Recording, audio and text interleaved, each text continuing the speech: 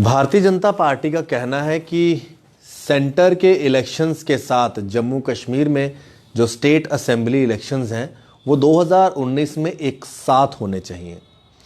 अब भारतीय जनता पार्टी क्यों ऐसा चाहती है कि ये इलेक्शंस जो हैं एक साथ होने चाहिए?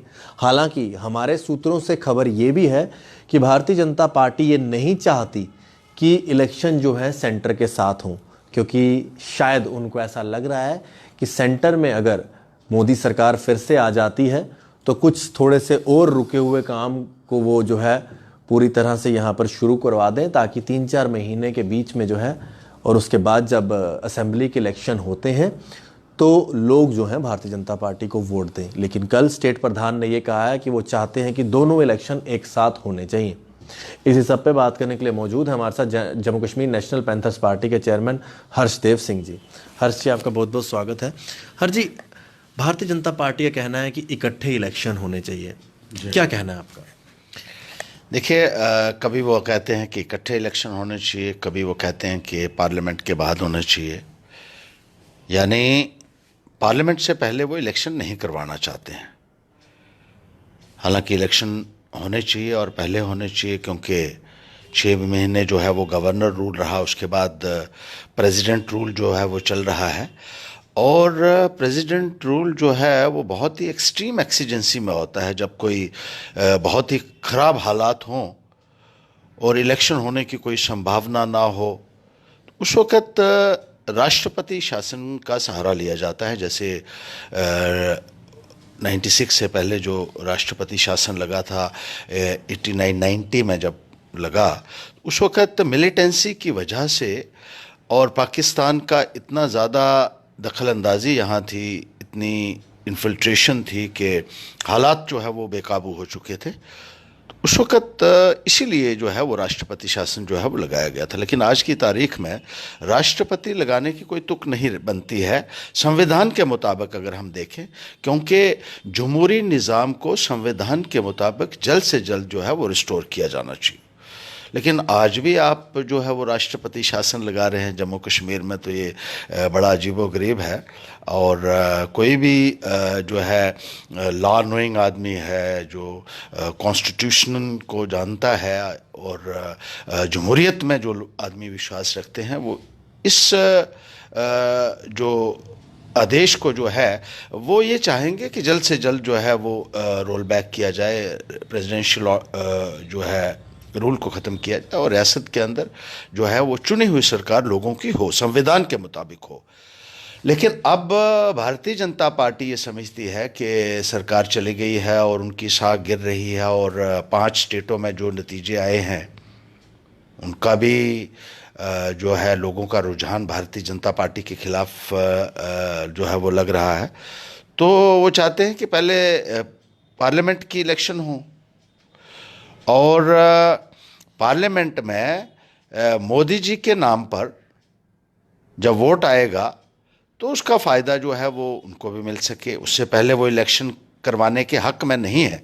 हालांकि सुप्रीम कोर्ट ने ये कहा है कि जहां भी असेंबली डिसॉल्व होती है तो अर्लीस्ट पॉसिबल अपॉर्चुनिटी में वो सरकार बननी चाहिए, चुनी हुई सरकार बननी चाहिए, और in any case before 6 months सरकार का गठन होना चाहिए।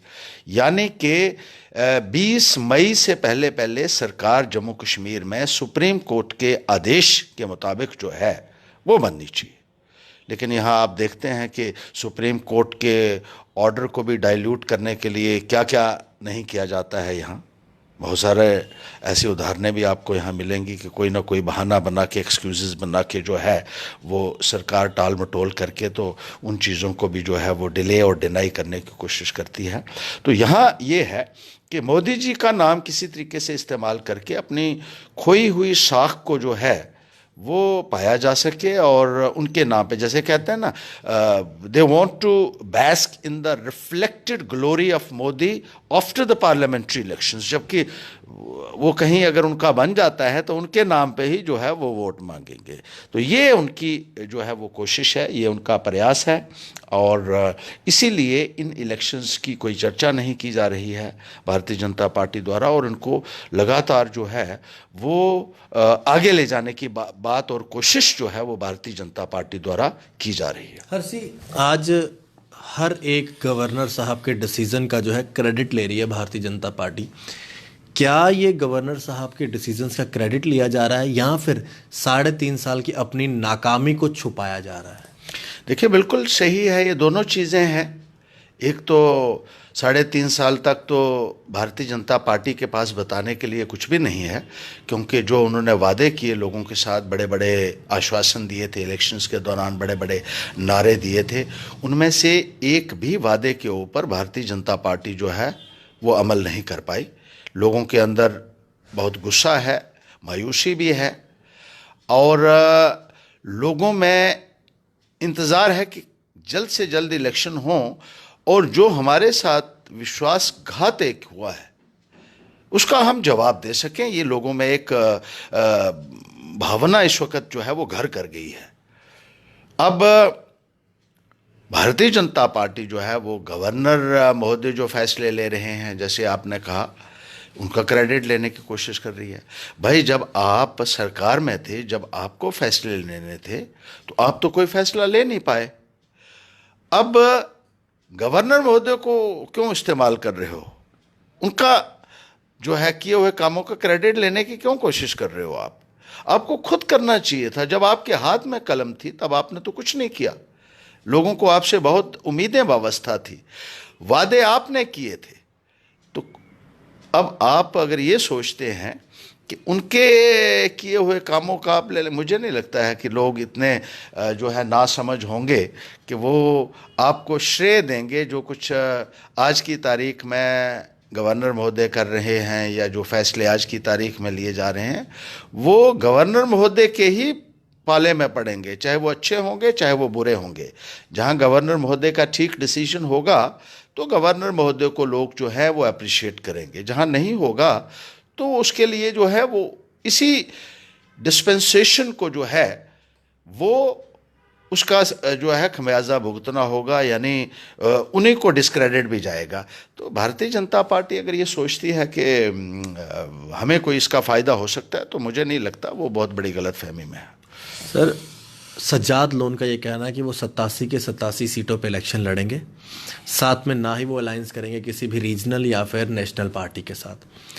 आज वो ये कह रहे हैं, 2 दिन पहले कुछ जम्मू के लीडर्स भी ज्वाइन किए हैं सज्जाद लोन की पार्टी को।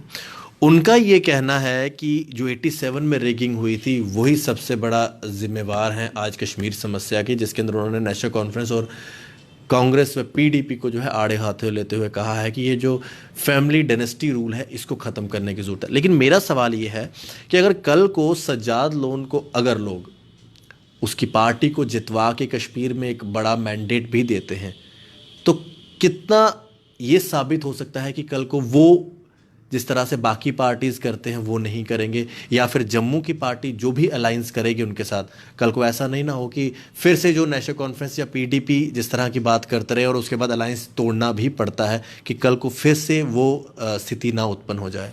मुझे नहीं लगता कि सज्जाद लोन को इतनी इंपॉर्टेंस देने की ज़रूरत है। 2 एमएलए उनके बड़ी मुश्किल से बने थे। मुझे नहीं लगता कि आने वाले वक्त में इस तरीके से उनका 2 भी आएंगे आगे, और लोग तो आप तो ये कह रहे हैं कि बड़ी बड़ी सीटें आ जाएंगी।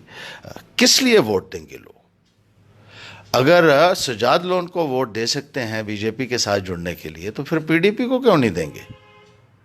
पीडीपी का लोग कश्मीर के अंदर ये गुनाह मानते हैं कि उन्होंने भाजपा के साथ गठबंधन किया, तो फिर उनसे ज़्यादा कसूरवार तो सज्जाद लोन है जो आज भी उनकी झोली में है, और बीजेपी जो है वो आपस में एक दूसरे के साथ गले मिल रहे हैं।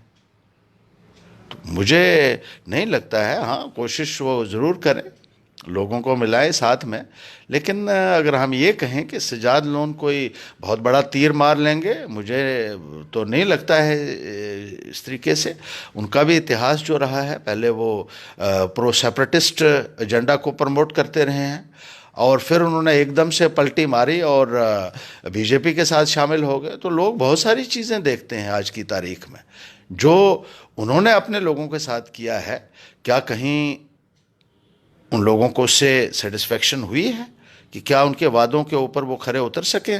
मुझे नहीं लगता कि कश्मीर में ऐसी स्थिति बन जाएगी। हाँ, एक दूसरी पार्टी से तोड़कर मोड़कर लोग ये कोशिश कर रहे हैं कि एक जहाज़ जो डूब रहा है तो दूसरी जगह जाकर शायद कोई बेहतर प्रॉस्पेक्ट्स उनको मिल सकें। तो लोग दल बदलुओं को और जो अपनी फ़िलॉसफी को बार बार बदल देते हैं उनको अच्छी तरीके से समझते हैं और आने वाले वक्त में सोच समझकर फैसला लेंगे। इलेक्शन के दौरान लोग जो हैं वो बहुत विजडम से काम लेते हैं, ऐसी बात नहीं है। और अगर ये कोई ये सोचेगा कि मैं हवा में ही निकल जाऊंगा तो बहुत बड़ी गलतफहमी में है। सबसे पहले अपने आप को साबित करें। सजाद लोन ने क्या किया है मुझे बताइए? सिर्फ बीजेपी के साथ मिलकर जो है अपने ना केवल उस फंडामेंटल्स उन्होंने अपने छोड़ दिए बल्कि बीजेपी ने भी छोड़ दिए। जो इन पार्टियों ने किया है, जिस तरीके से अपने प्रिंसिपल्स को पूरे तरीके से नज़रअंदाज किया है, जो लोगों के साथ किया उसका उल्टा किया है, तो मुझे नहीं लगता है कि लोग इनको सपोर्ट करेंगे। पैंथर्स पार्टी का आपने कहा था कि 12 सीटें दे दें तो हम यहाँ पर जो है अपना सीएम देंगे पैंथर्स पार्टी का। आने वाले दिनों में 2019 के इलेक्शन के लिए पैंथर्स पार्टी का मेन एजेंडा क्या रहेगा? क्योंकि हर बार आप जम्मू की तो बात करते ही हैं, क्या मेन एजेंडा रहेगा कि जम्मू आपको जो है ये 12 सीटें दे? देखिए, हम तो ये समझते हैं कि जम्मू के लिए जितनी जद्दोजहद हमने की है शायद ही किसी ने की होगी। अब हमारा मानना तो यही है, लोग क्या सोचते हैं इसका तो लोग ही बेहतर जानते हैं और फैसला करेंगे आने वाले वक्त में। लेकिन हमने कोई भी इशू ऐसा नहीं है जम्मू प्रांत का जिसके ऊपर बात नहीं की हो, और सब समुदाय के लोगों को हम साथ लेकर चलते हैं। जात और मज़हब से उठकर हमने लोगों की पैरवी की है, लोगों की नुमाइंदगी करने की कोशिश की है और लोगों के अधिकार के लिए हमने लड़ाई लड़ी है।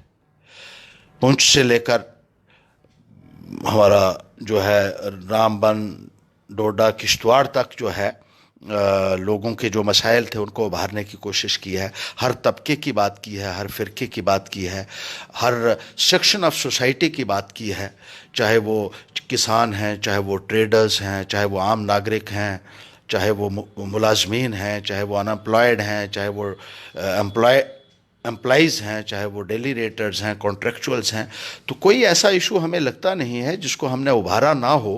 और पिछले लगभग 4 सालों से ख़ास तौर पर हम कहेंगे कि लगातार हमने एक के बाद एक मसला लोगों का उठाया है।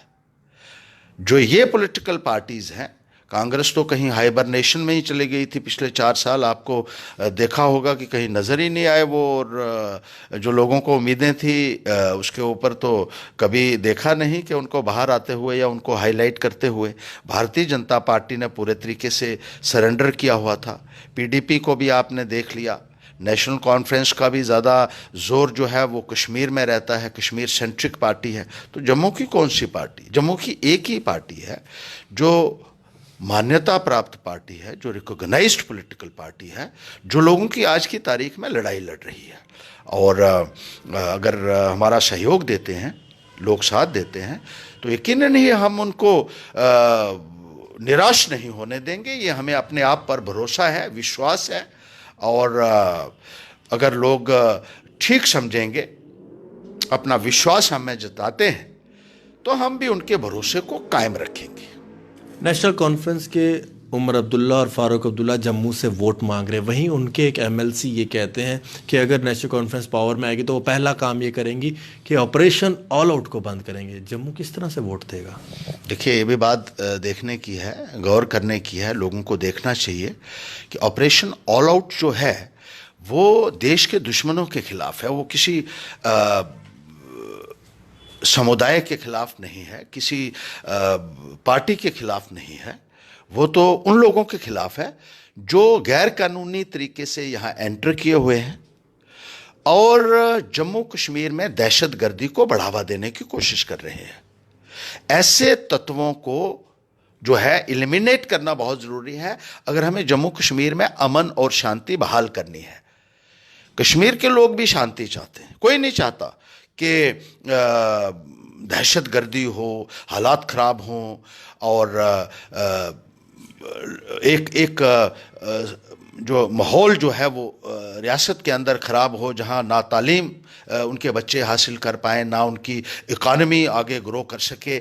और दहशतगर्दी का तो हर तरीके से एक नुकसान है लोगों को, सब जानते हैं।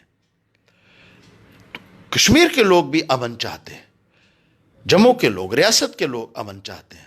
और अगर अमन लाने के लिए ऑपरेशन ऑल आउट किया जा रहा है तो उसकी मुखालफत करना तो सरासर गलत होगा। मुझे नहीं लगता है कि इसका जो है कोई भी पॉजिटिव असर जा सकता है। अलबत्ता इसको जम्मू के अंदर भी और जम्मू के अलावा भी कश्मीर के अंदर भी लोग जो हैं इसको पसंद नहीं करेंगे, क्योंकि सारे चाहते हैं कि पीस हो और डेवलपमेंट हो। और पीस और डेवलपमेंट तभी हो सकती है जब शांति का माहौल हो। तो इसके लिए ऑल आउट भी जहां ज़रूरी होगा वहां ऑल आउट भी आपको करना पड़ेगा। और ये आप एकदम से ये ऐलान कर दें कि ब्लैंकेट ऑर्डर हो जाएगा जी, ऑपरेशन ऑल आउट ख़त्म हो गया, तो फिर तो मुझे नहीं लगता है कि इस चीज़ को कोई भी पसंद करेगा, चाहे वो कश्मीर हो चाहे वो जम्मू हो। बहुत बहुत शुक्रिया हमारे साथ बात करने के लिए हर्षी। अब बात आती है 2019 के इलेक्शन, चाहे सेंटर के साथ हो चाहे वो अलग हो, लेकिन मेरे ख्याल से वोट जब भी कोई व्यक्ति देने जाए, जम्मू कश्मीर का बाशिंदा, तो हमेशा ये ज़रूर देखे जिस भी पार्टी को वोट देने जा रहा है कि क्या वो उनकी स्टेट की बात करते हैं या फिर वो सिर्फ उन मुद्दों को उजागर करते हैं स्टेट में जिसका कोई तुक ही नहीं बनता हमारे जम्मू कश्मीर स्टेट के साथ। जैसे कि पिछले दिनों से आप देख रहे होंगे कि रफाल डील को लेकर लगातार प्रदर्शन चल रहे हैं, जबकि जम्मू कश्मीर के अंदर ऐसे कई मुद्दे हैं जिनके अंदर पीएचई डेली वेजर्स, जिनके अंदर पीडीडी डेली वेजर्स, जिनके हाथ नहीं हैं, जिनकी टांगें नहीं हैं। क्या वो पार्टीज़ जो रफाल डील को लेकर रोज़ाना प्रदर्शन कर रही है, उन्होंने एक बार भी ये मुद्दा उठाया? क्या पीडीडी के जो डेली वेजर्स हैं, जो हज़ारों की संख्या में हैं, उन्होंने उनके लिए मुद्दा उठाया? क्या पीडीडी के जो डेली वेजर्स हैं उनको रफाल डील से क्या लेना देना है? कभी उस पार्टी ने या उन पार्टियों ने उनका मुद्दा उठाया? तो मेरे ख्याल से बड़ा रोल अदा करने वाले हैं वो लोग जिन लोगों की आज तक सुनवाई नहीं हुई। तो जब भी वोट देने जाएं तो ज़रूर देखें कि कौन सी पार्टी आपकी बात करती है। आप लोग देखते रहें जेके मीडिया। आशीष कोहली क्या नाम है, अशोक चलुत्रा जी के साथ जेके मीडिया के लिए।